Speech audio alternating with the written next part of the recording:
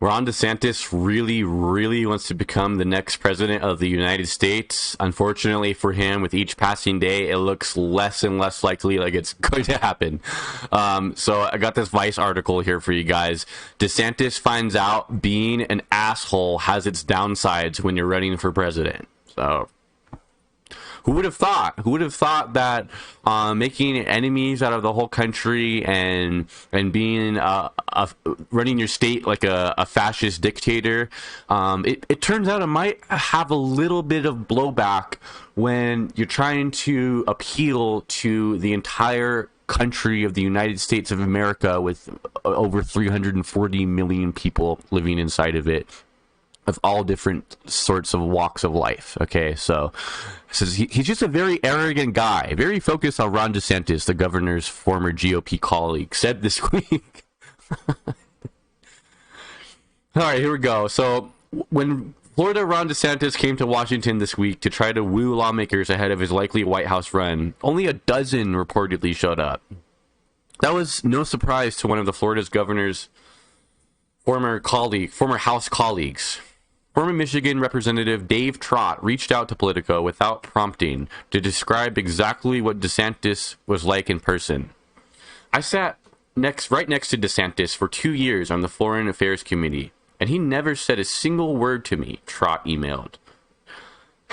I was new to Congress, and he didn't introduce himself or even say hello. Trott was even blunter in a phone call with the publication. If you're going to go into politics, kind of a fundamental skill that you should have is likability. I don't think he has that, Trott told Politico. He never developed any relationships with any other members that I know of. You'd never see him talking on the floor with other people or palling around. He's just a very arrogant guy, focused on Ron DeSantis. I think he's an asshole, he concluded. I don't think he cares about people. So this is kind of where Trump's strengths are sort of highlighted in terms of his appeal to your everyday voter. Okay, Trump, he's not your everyday person. Okay, he's totally an elitist New York rich person who is born with a silver spoon in his mouth and never had to lift a finger his entire life, and as a matter of fact dodged the draft in the 70s because that's what privileged rich people did back then. Okay, I just think that where DeSantis is sort of missing, what he's missing is his ability to kind of go to your everyday person and make an appeal of, I'm just like you. I'm just like, I could have a beer with this guy. I could go out and crack a cold one and have a conversation with this guy about whatever. It doesn't have to be politics. I want to be around this guy. You know what I mean? Trump has this sort of crack a beer with him sort of strength, where people that aren't in tune with politics, people that aren't in tune with the everyday happenings of Washington, they might just see Trump's personality. They might see Trump in the media. They might see Trump's his TV show that he was a host of for a long time. And there's this sort of idea, at least in 2016, where people were like, yeah, I'd want to have that guy around for dinner, and I could just kick back with this guy and have a conversation with him. Hillary didn't have that, and it hurt her in the general election.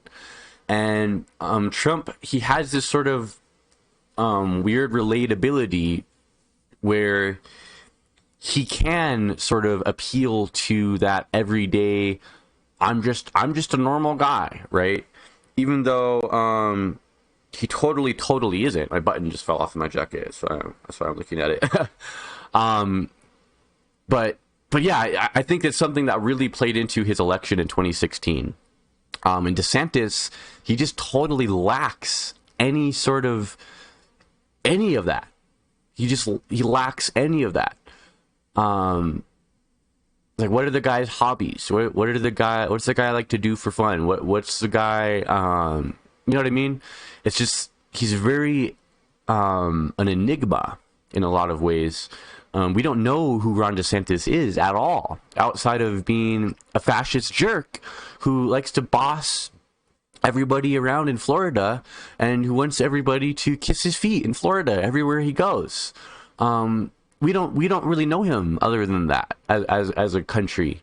Maybe people in Florida do, right? But you have to win.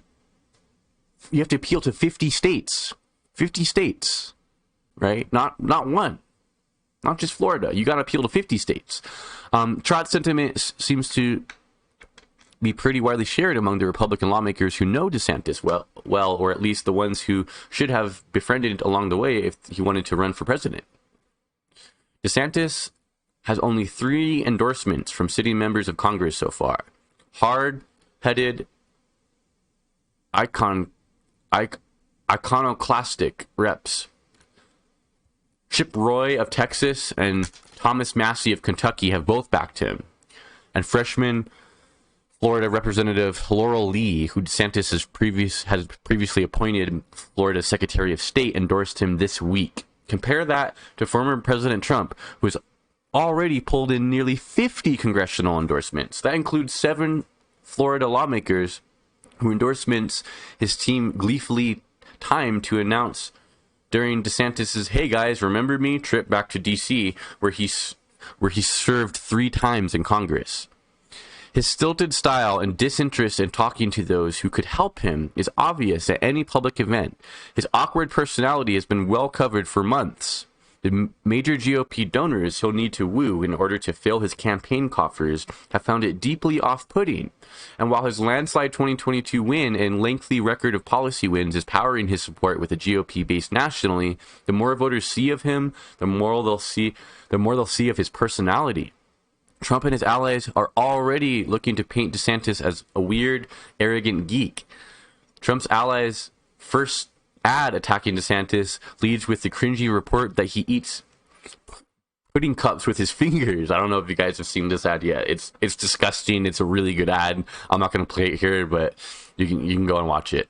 It continues here. It says, "Being an asshole isn't a fatal flaw in politics. If it were, we'd have a very different set of politicians in office on both sides of the aisle, and the recent history of the GOP shows that it can actually be an advantage to needle the people your base hates." DeSantis won the governorship in one of the nation's largest states by winning a primary against a guy who is well-liked and had deep connections across the party. DeSantis has risen to fame on the GOP side much the same way Trump did, by showing he could piss off the left and own the libs more effectively than anyone else. He won the GOP primary in 2018 with a slew of Fox News appearances and an endorsement from Trump himself. It plays into Trump's whole claim of, "Oh, I made him. I made that guy. He wouldn't be anywhere without me." There could be some truth to that. He raised boatloads of money for his 2022 re-election without brown-nosing with mega donors. His personality and disinterest in making friends hasn't kept him from becoming the only guy to emerge who has any realistic chance of defeating Trump in the GOP primary.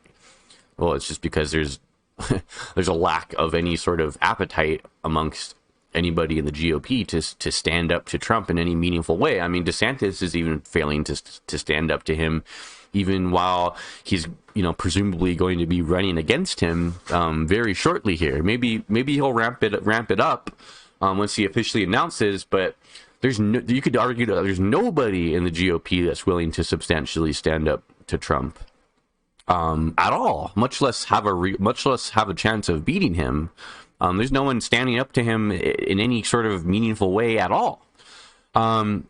And it's not like Mr. Trump is Mr. Rogers either. He won the GOP nomination in 2016, even though most of the party's donors and lawmakers actively hated him, or perhaps because they did. They quickly fell in line. But as abusive as he can be to perceived enemies, Trump has used the carrot as much as the stick to get Republicans to fall in line. He constantly works the phones with lawmakers and regularly invites them to dinner at Mar-a-Lago. He's actually put the effort into backslapping and posing for thumbs-up pictures with anyone who will have them. If DeSantis is going to pull off a wild upset over Trump, he'll need to make friends and allies throughout the GOP, winning over early state kingmakers, major donors, and lawmakers who will go on TV to be surrogates for him, even on bad days. He'll need to make voters who haven't ruled out Trump... He'll need to make voters who haven't ruled out Trump want to actually vote for him too, which is harder if they think he's a weird dude. It's very early in the presidential race. DeSantis hasn't even announced yet, and a lot can change, but first impressions tend to stick around, and DeSantis isn't exactly overwhelming people with his charm. So, yeah, I mean, this is just... We've gone from, in a very short amount of time, from DeSantis being the guy who's going to come save the GOP's day, to very quickly now, the chances of him winning are vanishing before our eyes, okay? And the stuff about his personality hurts him quite a bit. What I think really is going to ultimately end up doing in DeSantis is his inability to really make any sort of identity for himself outside of just the state of Florida. Okay, his far right, own the libs identity. It works really well in Florida, where you have a really Republican base who is really tuned into politics, unlike anywhere else in the country. And there's a lot of economic factors and socio-political factors that contribute to DeSantis's extreme popularity in the state. But I think the mistake that he might be making is that thinking that the way that he's risen to success in Florida, that applying that same blueprint to the rest of the country is going to be what wins him the race. It's just not necessarily shown to be true. And in a time where you have Trump, who's in legal peril, okay, and has just been indicted, the first former president to ever be indicted on criminal charges, you would think in normal political land that this would be a time when DeSantis would be seizing the opportunity and he would be going up, right? Based on the fact that the other guy, who's the leader of the party, has all this drama surrounding him, right? It could be a chance to potentially make an argument that, hey, maybe we should go for a guy that has less baggage. I like Trump. He was a good president. He's accomplished things for this country. Let's go for somebody that has a little bit less baggage and a little bit less legal drama. That way the American people can focus on the real issues, like fighting wokeism and fighting the leftist agenda, or whatever the heck it is that they're gonna straw man. Okay, so we'll see how it goes. We're a long ways away, somewhat, from the election still. And do I think DeSantis, is it impossible for him to turn it around? Is it impossible for him to make a dent in Trump's support? No, it's not. But I think they might want to be taking a close look at their strategy right now and potentially employing some different strategy to start to kind of bite into Trump's solid core support in the GOP base. Okay, so that's all I got for you guys in this video. I hope you enjoyed it, and don't forget to like the video and subscribe to the channel for more content. I'll see you in the next video. Have a good one.